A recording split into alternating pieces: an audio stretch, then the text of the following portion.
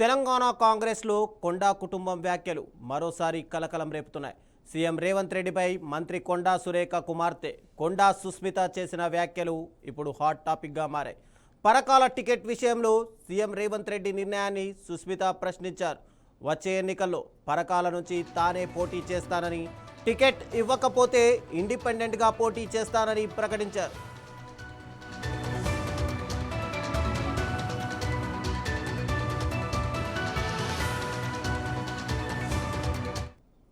ఇక సుస్మిత వ్యాఖ్యలపై కాంగ్రెస్ క్రమశిక్షణ కమిటీ మంత్రి కొండా సురేఖకు షోకాజ్ నోటీస్ జారీ చేసింది. 3 రోజుల్లోగా వివరణ ఇవ్వాలని ఆదేశించింది. ఇప్పటికే గతంలో పలు అంశాల్లో కొండా సురేఖ వివాదాల్లో కూడా నిలిచారు. ఇప్పుడు కుమార్తె వ్యాఖ్యలతో మరోసారి రాజకీయంగా చర్చనీయాంశంగా మారారు. మరి ఈ వ్యవహారం కొండా సురేఖ ఇచ్చే వివరణ ఎలా ఉంటుంది, కాంగ్రెస్ అధిష్టానం ఎలాంటి నిర్ణయం తీసుకుంటుంది అనేది ఆసక్తికరంగా మారింది.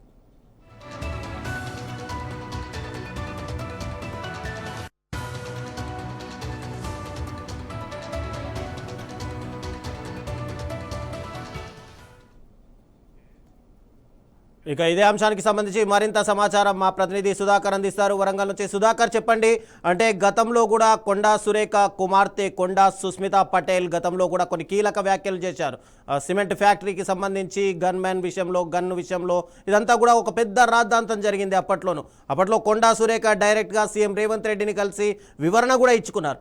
మళ్ళీ ఇప్పుడు same as it is repeat అయినట్టుగా కనిపిస్తుంది సీను. ఒక్కసారిగా అటు రేవంత్ రెడ్డి పైన ఆయన ఎన్ని కోట్ల రూపాయలు బినాముల ఆస్తులు ఉన్నాయి, పూర్తిగా ఆయన తమ్ముడు పైన ఎన్ని లావాదేవీలు జరిగాయి అనే విషయాలను కూడా త్వరలోనే బయట పెడతాను అని చెప్పి ఒక ఘాటు వ్యాఖ్యలు చేశారు. అదే కాకుండా డైరెక్ట్గా రేవంత్ రెడ్డికే టార్గెట్ చేస్తూ పరకాలకు వచ్చి మీరు క్యాంపెయినింగ్ చేయాలి, ఒకవేళ ప్రకాష్ రెడ్డి గెలిస్తే గనక నేను రాజకీయాల్లో ఖచ్చితంగా ఎమ్మెల్యేగా పోటీ చేస్తాను, నేనే ఒకవేళ టికెట్ ఇవ్వకున్నా ఇండిపెండెంట్ అభ్యర్థిగా అయినా గెలుస్తాను అని చెప్పి. అంటే ఈ వ్యాఖ్యలపైన అధిష్టానం ఏమంటుంది, అసలు వరంగల్ కాంగ్రెస్లో అటు నాయకులపైన అభిప్రాయాలు ఎలా కనిపిస్తున్నాయి? Okay, thank you Ravichandra.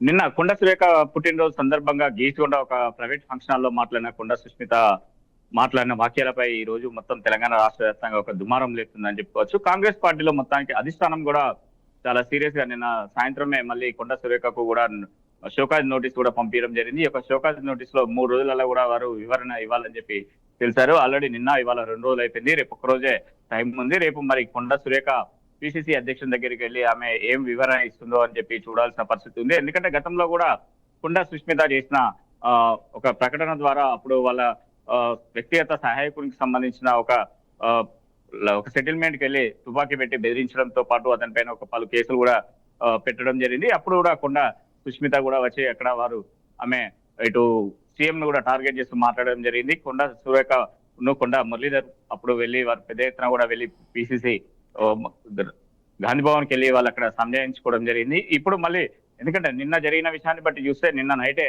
ముఖ్యమంత్రి రేవంత్ రెడ్డి విదేశీ పర్యటన వెళ్ళడం జరిగింది. మరి మరో 10 రోజులలో విదేశీ పర్యటన ముగించుకొని వచ్చినాక కొండ వారిపైన ఏమైనా చర్య తీసుకుంటారా, లేదా ఇప్పుడే పిసిసి వారు ఏమైనా చర్య తీసుకుంటారా అని చెప్పి వేచి చూడాల్సిన పరిస్థితి ఉంది. అదే కాకుండా చూస్తే ఇటు కొండా సుస్మిత ఒకటి దంపతులకు కాంగ్రెస్ పార్టీతోని ఎవరితోని ఏం విభేదాలు లేవు, అటు ఏ కూడా మాకు మంచి సంబంధాలనే మేము ఫాలోఅప్ చేస్తున్నాము. మేము చేయబట్టి మా ఒక దీక్ష వల్లనే వీరికి ఈ రోజు పిసిసి అధ్యక్షుడు ముఖ్యమంత్రి పదవి కూడా వచ్చింది అని చెప్పేసి కూడా నిన్న ప్రకటించడం జరిగింది. ఇదే క్రమంలో చూస్తే కొండా దంపతులు కూడా ఎన్నో వరంగల్ ఉమ్మడి జిల్లా వ్యాప్తంగా చూస్తే ఇటు కేఆర్ నారాజు, Wardhannapet MLA KR Naraju, Warangal east west MLA Nayan Rajender Reddy, ఇటు పర్కాల ఎమ్మెల్యే రేవు ప్రకాష్ రెడ్డి, మరో శేషంగన్పూర్ ఎమ్మెల్యే కడియం శ్రీహరితో కూడా ఎవరితో కూడా సఖ్యత ఉండకుండా వీరు ప్రతి ఒక్కరితో కూడా ఒక వైర్యంగా ఉంటున్నారు. వీరు వాళ్ళ గ్రూప్ తగాదాలతో పాటు ఇంకా వరంగల్ జిల్లాలో చూస్తే అందరూ ఒక పక్కన ఇటు కొండా వర్గం ఒక పక్కన ఉంటారు. కొండ వాళ్ళు కూడా నా సీఎం పర్యటన జరిగిన సందర్భంలో కూడా వారు ఎక్కడ కూడా అవపడకపోవడంతో పాటు ఒక చర్చనీయాంశంగా మారింది. ఎందుకంటే గత కొద్ది రోజుల నుంచి చూస్తే ఈ కొండా సురేఖ కూడా వరంగల్ జిల్లాలో ఏ కార్యక్రమం జరిగినా కూడా, అధికారికంగా జరిగినా కూడా, అనధికారికంగా జరిగినా కూడా ఎక్కడ కూడా పాల్గొనకపోవడంతో పాటు ఆమె సత్వాగా వచ్చి ఆమె పాల్గొంటుంది తప్ప వేరే కార్యక్రమాలలో కూడా ఎక్కడ కూడా అవపడకపోవడంతో పాటు వీరిపైన కూడా కొన్ని అనుమానాలకు కూడా తావు తీస్తుందని చెప్పుకోవచ్చు. ఎందుకంటే ఈమె ఏఐసీతోని సంబంధాలు ఉన్నాయని చెప్పడం, మరోపక్క రాష్ట్ర కాంగ్రెస్ తో పాటు మాకు మంచి సంబంధాలు ఉన్నాయని చెప్తున్నారు. ఇదే కాకుండా చూస్తే ఇక్కడ ముఖ్యంగా మాకు టార్గెట్ రేవంత్ రెడ్డి, అదే కాకుండా రేవు ప్రకాష్ రెడ్డి, వీరిద్దరే మాకు టార్గెట్. ఎందుకంటే 2023 ఎన్నికలప్పుడు చూస్తే, ఎందుకంటే అప్పుడు కావాల్సిన పిసిసి అధ్యక్షుని గురించి కూడా అంటే కొండ మురళి సపోర్ట్ చేస్తేనే మీకు పిసిసి అధ్యక్షుడు వచ్చింది, ఏఐసిసి లో మా నాన్న చెప్తారే మీకు వచ్చింది, లేదంటే అప్పుడు ఉత్తమ్ కుమార్ కు వచ్చేది, ఉత్తమ్ కుమార్ ముఖ్యమంత్రి అయ్యి కూడా అని చెప్పేసి ఒక ఘాటైన వాక్యాలు కూడా ఆమె మాట్లాడడం జరిగింది. ఈ యొక్క వాక్యాల పైన కూడా, ఎందుకంటే కొంతమంది ఇప్పటివరకు చూస్తే పిసిసి అధ్యక్షుడే కానీ ఇటు మహిళ రాష్ట్ర వ్యాప్తంగా చూస్తే ప్రతి కాంగ్రెస్ మహిళా నాయకురాలు కూడా అంటున్నారు ఒకటే,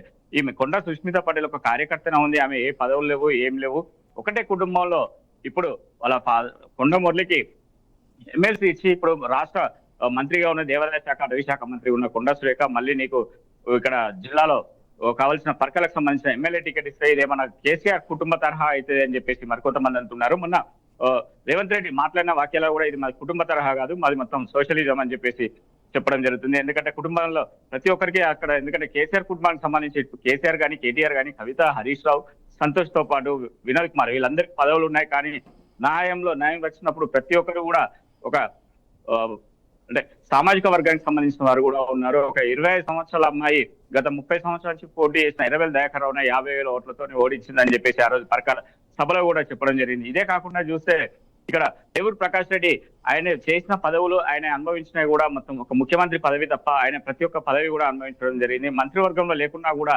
ఆయన గతంలో కూడా పిఎస్సి మెంబర్ గా ఉండి, పిఎస్సి చైర్మన్ గా ఉండి చంద్రబాబు నాయుడు టైంలో కూడా ఉన్నారు. అట్లాంటి వ్యక్తిని నేను గౌరవిస్తున్నా అని చెప్పేసి ఆయన అక్కడ చెప్పడం జరిగింది. ఇదే క్రమంలో చూస్తే, ఎందుకంటే పరకాల్లో ముఖ్యమంత్రి ప్రకటించడం జరిగింది, 2 సంవత్సరాల ముందే ప్రకటించడం జరిగింది. అయినా కూడా అప్పటి వరకు కూడా ఎవరి పొజిషన్ ఎట్లా ఉంటుంది ఏందో తెలియని పరిస్థితి. ఎందుకంటే పరకాల్లో కూడా టికెట్ ప్రకటించారు, కానీ కాకపోతే ఎందుకంటే నెక్స్ట్ రానున్న జమ్లింగ్ ఎన్నికల్లో కూడా డీలిమిటేషన్ అయినా కూడా ఇంకా నియోజకవర్గాలు పెరుగుతాయన్న ఉద్దేశంగా కూడా మాట్లాడచ్చు అని చెప్పేసి మరికొంతమంది కూడా చెప్పడం జరుగుతుంది. కొంతమంది అయితే మొత్తానికైతే ఈ యొక్క మాట్లాడిన విషయాన్ని కూడా మొత్తం ఖండిస్తున్నారు. ఎందుకంటే ఈ యొక్క ఏదైతే కొండ వర్గానికి సంబంధించిన వారు కూడా ఇప్పటి వరకు కూడా ఎవరు కూడా బయటకు వచ్చి మాట్లాడే పరిస్థితి కూడా ఉంది.